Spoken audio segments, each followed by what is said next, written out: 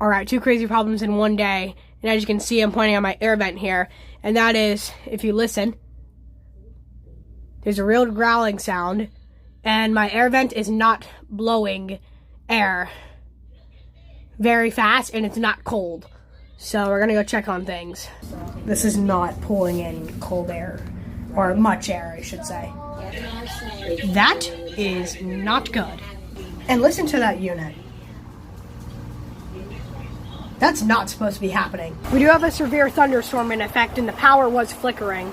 Any AC folks out there, comment down below why that's doing that. Because it has never sounded that way, and it's like 8-year lifespan. Okay, I bumped it up to 78 here. Okay, this is the hottest it's been reading for the past few evenings. Okay, we just got news from, I'm not going to say who just for privacy reasons, but apparently we were hearing that because of how hot it's been being where they live, which is not far from us, all of their ACs have just been going out, like, quite literally, just, like, one after another. And so, I'm hoping that's not the case, because that would suck, because if you guys don't know, ACs are, like, very expensive. I'm not sure, because we haven't gotten a quote or anything for our house yet, because obviously we're not going to jump to conclusions, but I'm going to assume, I mean, I'm no AC expert, but what? We'll just go 10K. Yeah, that's what I'm gonna assume, like 10,000. I'm gonna say, I don't know, maybe more, maybe less. I'm no AC expert. We're just gonna run our ceiling fans. I'm just gonna put it on speed 4 for now, mine that is, and just we're just gonna hope for the best. I will click on this, and we're gonna go to smart home, the family room. And we will go living room fan, which currently says unresponsive. It's not, though. I'm not really sure why it's saying that. But we can go, it looks like it's actually regained its thinking. So we'll go speed 3. So that's on the maximum it can go. I'm not going to go too crazy and turn on, like, every fan or put this on max speed. This one will actually do it by itself, because I have a system set up, that thermometer I was showing you.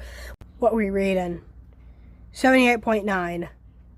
And by the way, I don't think it's a power issue, because the power has, like I said, it's flickered a few times. And so you may be thinking, is that the issue? Well, I don't think it is, because we're on like 12 minutes now of it doing this exact same error. I'm just going to make sure nothing hot is running, only cooling appliances. Not that this will do much, but we'll do it anyways. We can turn off this lamp. These don't add much heat. These, if the temperature gets hot enough, will stay on anyways, because they'll turn red. If I didn't mention it already, the thermostat actually dropped down to 78, only to spike back up again to 79. So it's like, I'm not really sure. Let's actually check the local weather. Weather's not looking as bad as I thought. I'm gonna go check the thermostat. Alright, well, we've gone back down. Hopefully only to go further down. I didn't get it on video, but the growling actually stopped. I haven't been outside again because, you know, I want to help the AC, not make it any worse. But from here standpoint, and like even out by the thermostat, I haven't heard any like weird growling. The temperature in here hasn't got any cooler though. As you can see, we're still reading 79.3. How was the minimum 72.9? I just reset this thing the other day. That means it's either been getting really cold at night, or maybe something happened in here when I reset it. Maybe it was like the sensor calibrated itself wrong or something.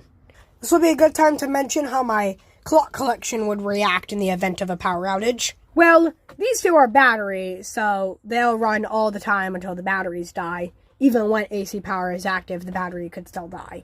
This one, though it says battery backup, it's older. And so, actually, I forgot. I actually learned something the other day, and it's not a built-in battery. It's actually a 9-volt, and I just don't have one for it. This one is also a 9-volt. I used the one from my old, or the old one from my first alert detector right there.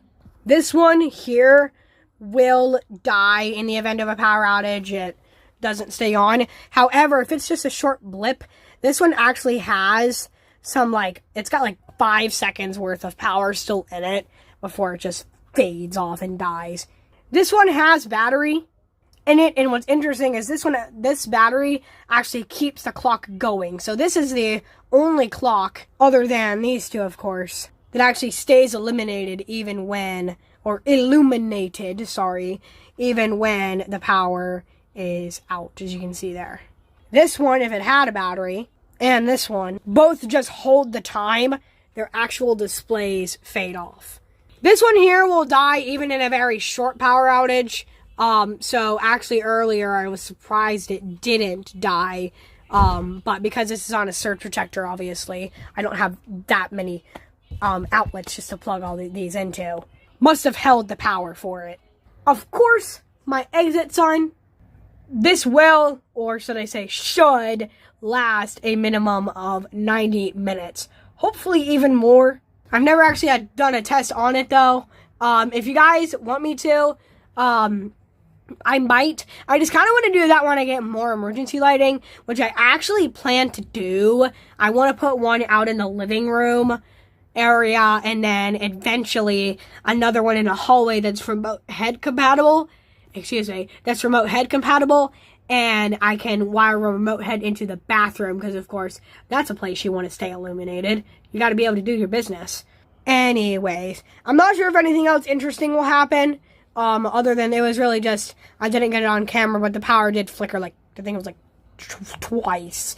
And then the AC malfunctioning. If anything else happens, I'll be sure to pick up the camera and film it. But yeah, so check back later. If not, well then, be sure to like and subscribe, and have a good day. Alright guys, well, looks to me it happened. The fan tripped. And if we look, they're red, alright. Let's help it out a little bit. Speed 6. That gets that going on a higher volume.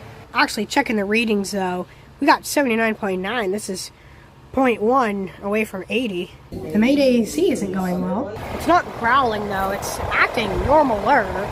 80.0. Oh, I just missed it. There it is. We have a new record. The main thermostat is still reading 80 degrees, and then here we're reading 80.3. The humidity also hasn't been this high in a while. And your AC does regulate your humidity, so that could be part of it. Okay, so we are currently pouring in bleach into, this is the line that goes outside, and it is called the condensate line, and it just dumps out all of the condensation left inside of your HVAC unit. So we're cleaning that out with bleach.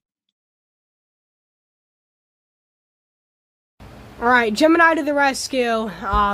We asked a few questions to it. It's totally the best. I mean, it works very well. Matter of fact, a lot of the time, I actually use Gemini to help me edit a lot of these YouTube videos that I post for you guys. So, yeah, it's very useful. But that's besides the point.